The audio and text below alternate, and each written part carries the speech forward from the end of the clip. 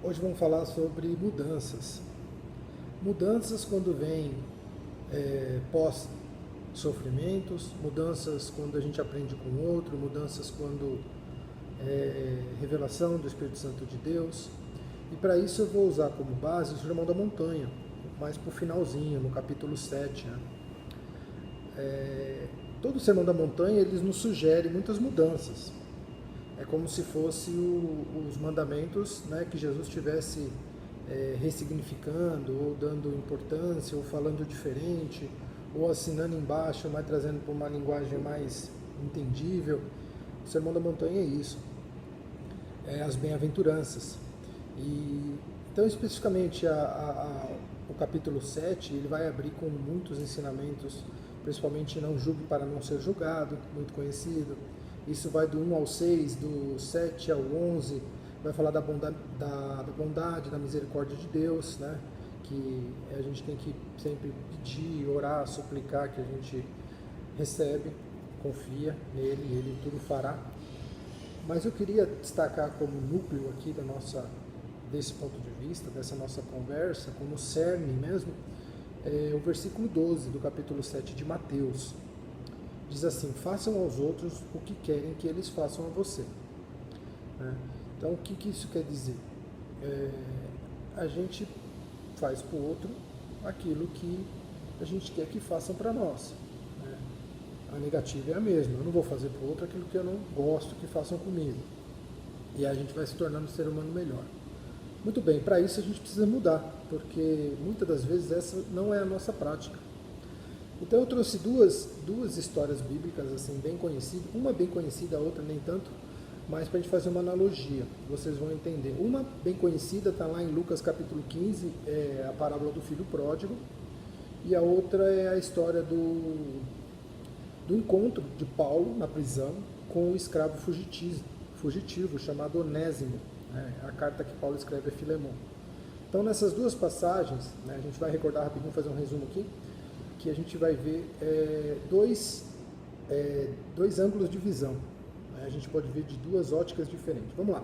Primeiro, a parábola do filho pródigo, todo mundo sabe. Então, tinham dois filhos de um fazendeiro muito rico, e um pediu para o pai a parte dele, que ele ia embora, ia tentar a vida sozinho, e ele vai, quebra a cara, tem muitos sofrimentos, e depois volta pedindo perdão, e o pai acolhe, e o irmão, que ficou com o pai todo esse tempo, fica muito bravo, fala, pô, mas eu fiquei aqui e não deixei, Então, essa é a história a parábola do filho pródigo. A carta de Paulo a Filemon, como eu disse, foi um encontro de Paulo preso em Roma, encontra um escravo fugitivo, porque era a sentença daquela época, naquele contexto, um contexto permitido, a escravidão. Então, Paulo conhece Onésimo, ele prega o evangelho para Onésimo, Onésimo aceita Jesus, ele se converte, e Paulo faz uma carta bem difícil, não difícil para Paulo, mas difícil para Filemon ler essa carta, porque Paulo diz assim: olha, Filemon, você que é meu filho na fé, então dá a entender que esse grande líder da igreja de Colossos também tinha tido muitos aprendizados com Paulo. Então Paulo relembra, ele poderia dizer assim: olha, eu exijo, eu ordeno, na autoridade que eu tenho sobre você, eu quero que você faça. Não, mas ele em amor fala: olha, em consideração que você tem por mim, receba esse agora, não mais seu escravo, e sim nosso irmão na fé, chamado Onésimo. Receba ele, mas não mais como escravo.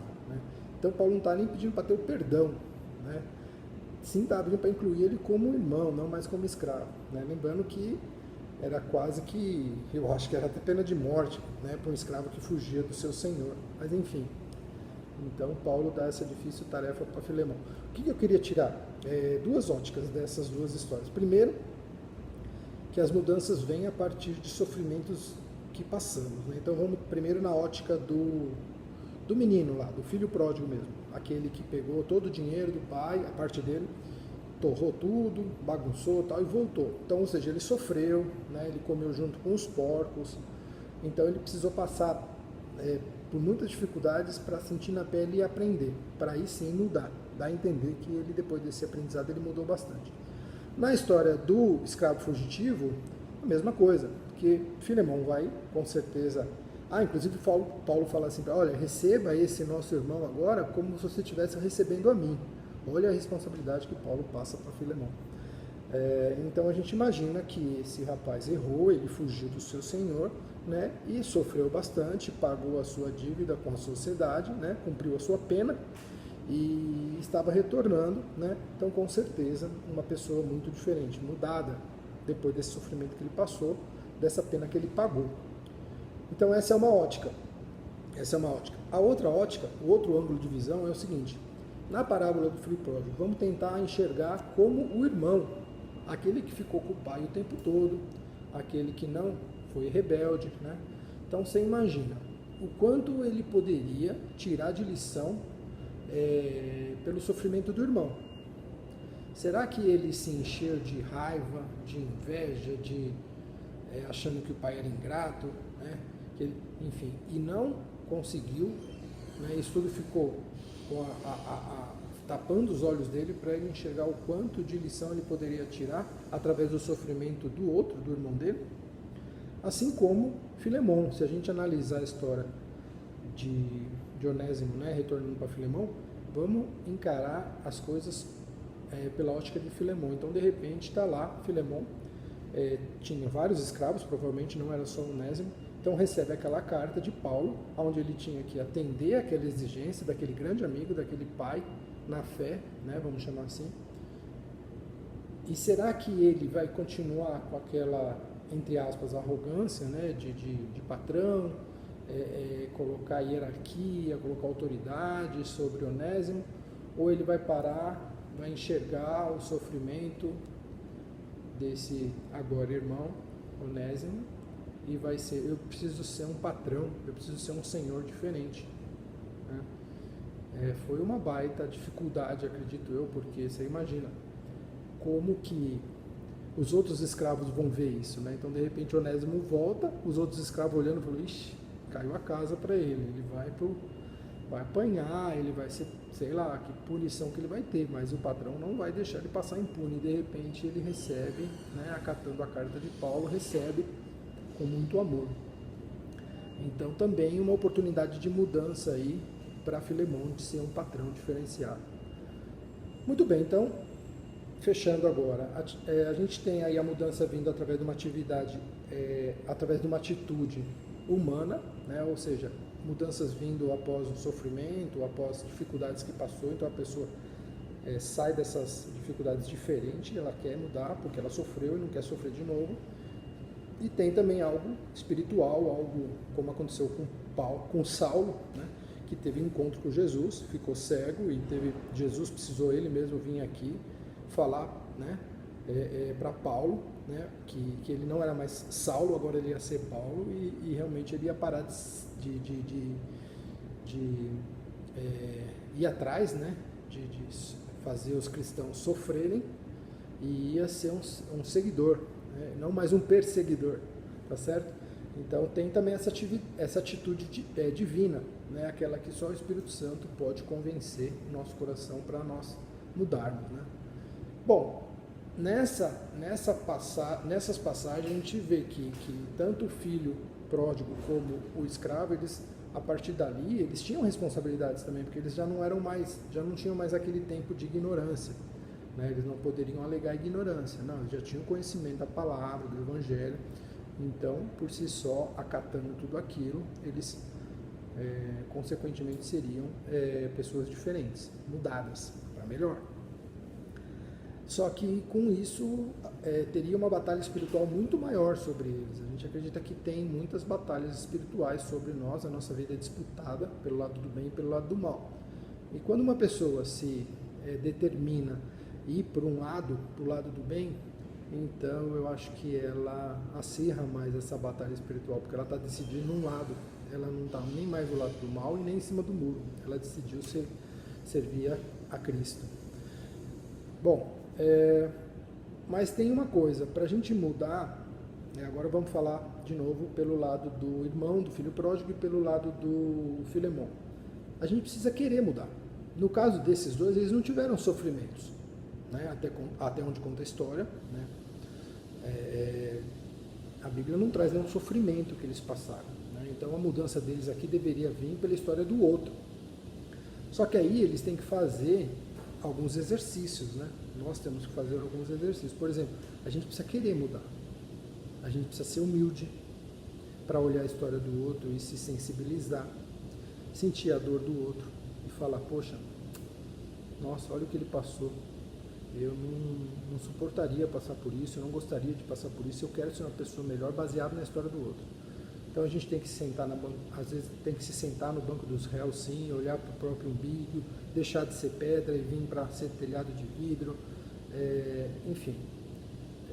A gente não deve esperar a mudança do outro, a gente deve dar o primeiro passo e a gente mesmo deve pedir ao Espírito Santo de Deus que ele realmente faça a mudança em nós.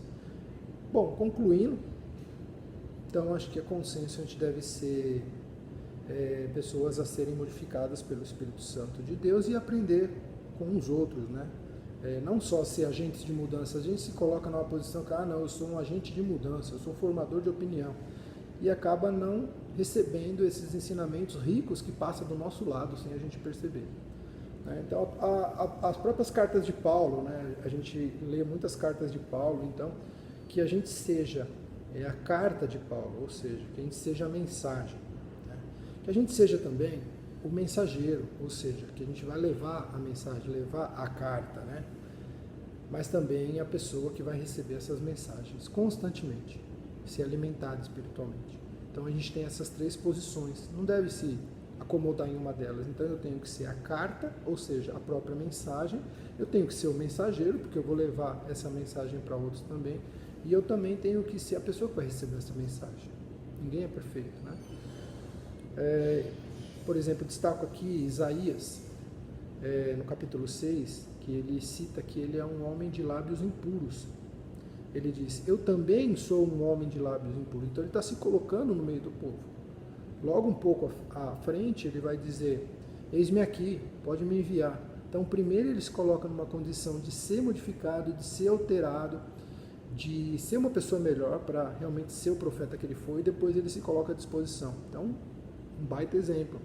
Daniel também, no capítulo 9, ele fala, naquela oração que ele pede perdão a Deus pelo povo, ele se inclui também, né? Então era finalzinho ali do cativeiro babilônico, né? Ele fala assim, nós temos cometido os pecados contra Deus. Então ele está clamando, suplicando a Deus o perdão. Então ele se coloca, olha, nós temos cometido pecados, nós fizemos coisas maus, nós desobedecemos as tuas leis, mesmo, né, a gente sabe a história de Daniel, que foi um cara super correto, um cara que, embora viveu lá no palácio, no meio de muitos impuros, ele, né, fez com que fez e manteve a sua pureza, os seus hábitos, e realmente tem uma história maravilhosa. Basicamente é isso, pessoal. Então acho que daí a gente tem uma mensagem bem produtiva, bem rica, para a gente parar e pelo menos pensar, refletir, falar qual a posição que eu estou, né? O que Deus espera de mim, aonde eu tenho que chegar, tá certo? Então eu acho que mudanças, que é o título do nosso bate-papo aqui, é algo que a gente tem que estar sempre, constantemente, sentando ali no banco de réus, sendo agente de mudança, mas também sendo pessoas que vão receber esses agentes de mudança, né? Então, às vezes, o nosso testemunho é um exemplo a ser citado para outras pessoas como mudança. Então, espero que isso fique aí no seu coração. Obrigado pela atenção.